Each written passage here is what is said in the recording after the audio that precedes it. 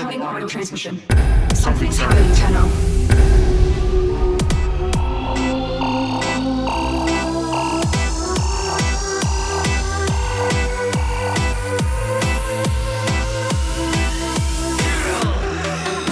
Hello there, ladies and gentlemen, and welcome to another episode of the WARFRAME Digest, episode 38. Today we'll be going over Devstream 56, which is the character art team, and its relevant topics. Well, what happened in this Devstream? Well, I'll tell you this, it wasn't very out there. It was pretty interesting as a person that likes detail and a person that actually admires the work and effort that goes into this game, but for content-wise, not very. I did go look on the forums for an overview to try to see if it was only me, but apparently it's kinda a general consensus. One thing that they did show that is very interesting that a lot of people will love is this chart. Boom. You can see that these are things that have been confirmed and unconfirmed and will not be in Update 17. Just because it says not in Update 17 does not mean it will be 18. Update 17 launch, 17.0. That is my interpretation of what this is on the sole fact that the Mios was said to be 17.5. So this means that it's not 17, it might be some point 17, but it's not being ruled out to be 18 either. So expect any of these things in 17.1, 17.2, and so on and so on and so forth. Most likely 17.5. But anyway, stop dabbling and stop going and blah blah blah blah blah and things to the point. Well, as you can see, the green section has a bunch of new things that most of us already know and things that most of us are really excited for. New weapons and new mods, that is to be expected. Yin Yang, that always comes around at 17 and at the 0.5. We didn't get one this time around. We got Chroma at 16, didn't we? I could be wrong. Correct me in the bottom. And the frostability tweaks will be coming in at 17 as well. So that's very interesting. Along with the shotgun tweaks, the Tile Rager boss fight overhaul, the Sea Labs, the Underworld Tile set, Sharkwing, Kubro Breed number 5, and the cosmetic armors, Parkour 2.0, and the whole movement system overhaul, which is so amazing. I really want to play it and then say it's truly amazing. Until then, it just looks so amazing. And the new cosmetic cape, Tombs of the Sentient related content, and I already said Sharkwing. So, the yellow segment is the Star Chart. The Star Chart 2.0, the Star Chart overhaul, the Star Chart 2.0, no, this is Star Chart 4.0 or something. I don't know, there's a new Star Chart overhaul that may make it 17.0, otherwise it might be later. It is unconfirmed due to the complexity behind it, so maybe later. The generic Foundry changes and updates, unheard of, no one knows what's going on. The emotes for PvP and the Syndicates, still unheard of, no one knows what's going on. And the Pre-Corpus Valkyr skin. From the looks of it, this might not make it to 17, because Minky did do it live and started live on this dev stream. And that'll be the majority of my background footage for this stream. The Rapier will be coming at some point, same with the Infested Glaive, oh that must look pretty. The Mios, the Capros, and the J3 Golem Arcwing Trial will be at some point.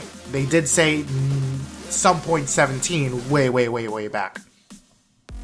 So aside from that, what else happened? They talked about PBR, potential updates and changes, and the whole entire way that PBR works and it's done. Each of the character designers on the couch all talked about their favorite things that they've worked on, things that they participated on, things that were interesting and most challenging for them, and they talked about a couple guidelines for each of the factions and some of the creatures. The biggest takeaway from all this is that we get to see some high-res poly images of these characters, which is not that common, especially since the in-game representations depend on the per machine of the user. Currently my machine is rather strong, I can see them rather high, but in the midst of combat you don't get to admire any of this. So you can see here, we have things ranging from a high poly res of the overhauled Infested unit, the basic Infested unit that has been since the very early adaptations of the Infested into the game, and we get to see them high poly, high gorgeous, high detail renovation for the game, as well as some high polys for the Infested Moas, the high poly for Alad's collar and Alad's cloth, and some more high polys of the actual Moa and the Moa pieces, as well as a high poly close-up of the Drak Kubro. And they also showed us a couple of things of the tubemans in the background. They are talking about this potentially just being a background detail. It might become something in the game down the line. And they also showed off the Grineer Manic. The green animatic looks rather beautiful in this high poly. You really can't admire it because of its speed. It's very hard to get a good look at it, and sometimes when you kill it, you just dismember it, so hard to admire. There is the codex, I understand, but nothing looks as pretty as the real thing. They also showed off another poly of the glorious prophet Nathaniel. I'm saying that just for Zeno, because hail the prophet, no, down the false prophet. And he looks ridiculous as ever, and this looks really interesting. I can't wait to see how he is in the end product in the game, and how the boss fight and all that will work for him. They also showed off the Capros, and that looks ridiculous. This is the actual model, and how it's going to be represented in-game. So this looks very, very pretty, and I can't wait to see how this will look as a pet.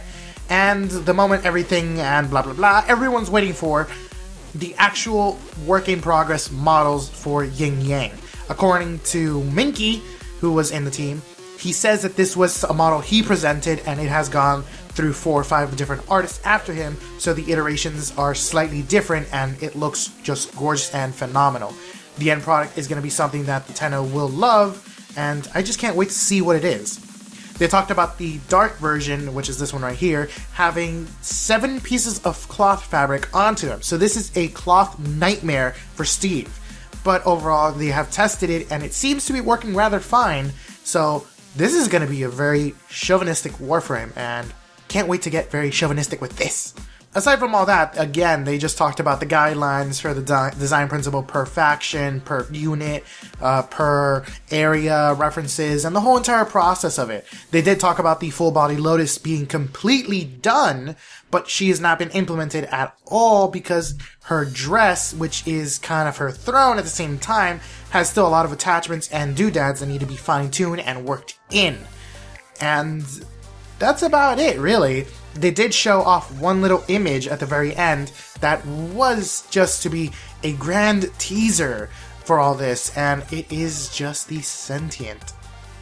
I wonder where this belongs.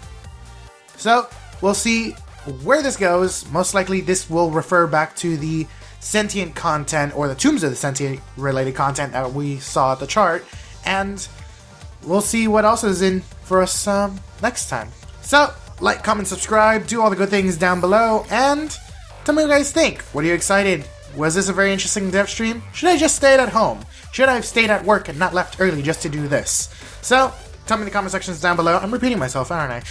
And have fun, take it easy, and see you guys in game.